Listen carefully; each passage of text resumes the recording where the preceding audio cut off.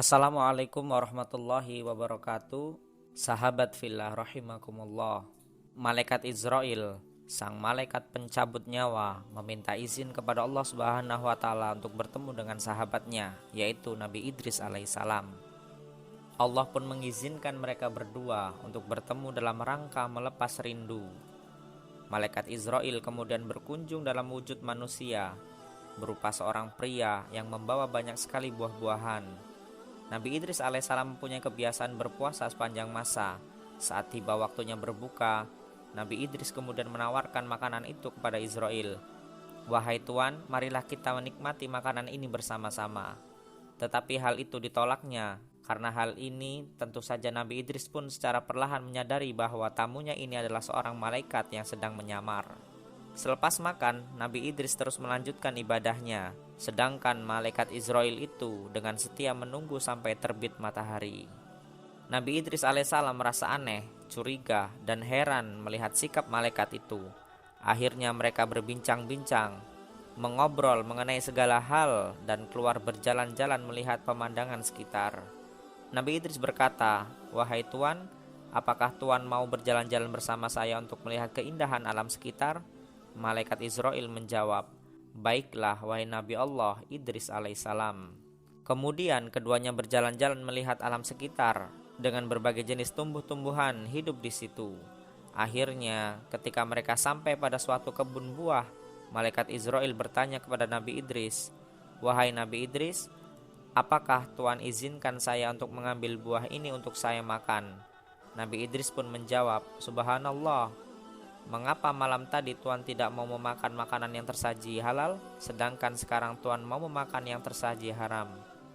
Tak terasa sudah 4 hari mereka berjalan bersama. Selama mereka bersahabat, Nabi Idris menemui beberapa keanehan yang mencurigakan pada diri temannya itu.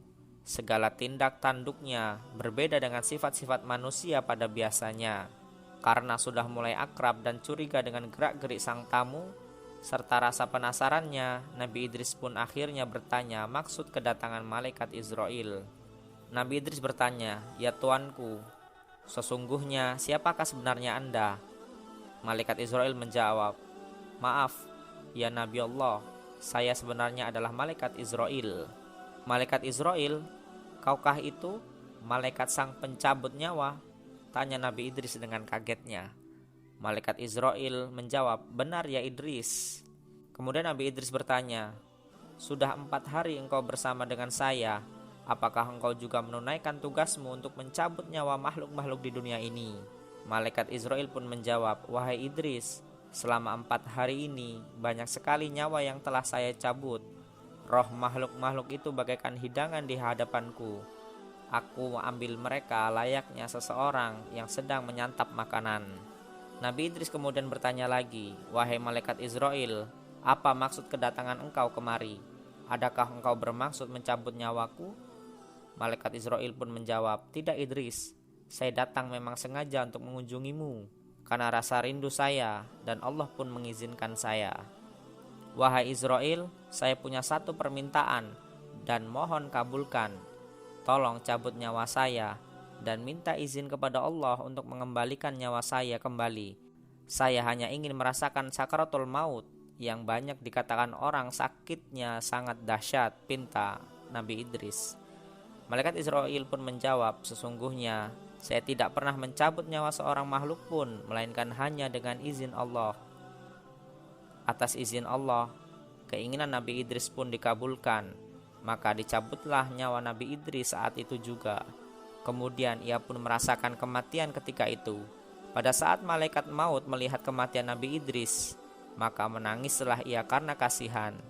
Israel kemudian bermohon kepada Allah supaya Allah menghidupkan kembali sahabatnya itu.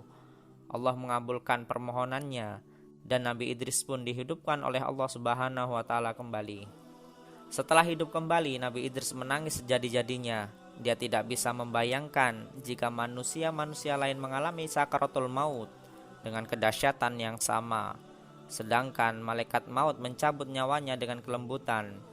Nabi Idris tidak tega jika ada umatnya harus sengsara di ujung hidup dan merasakan kematian. Nabi Idris merasa sedih. menangis, dan tidak tega dengan sakaratul maut yang akan menimpa kaumnya. Beliau pun kemudian bertekad untuk lebih giat mengajak umatnya berbuat segala kebajikan.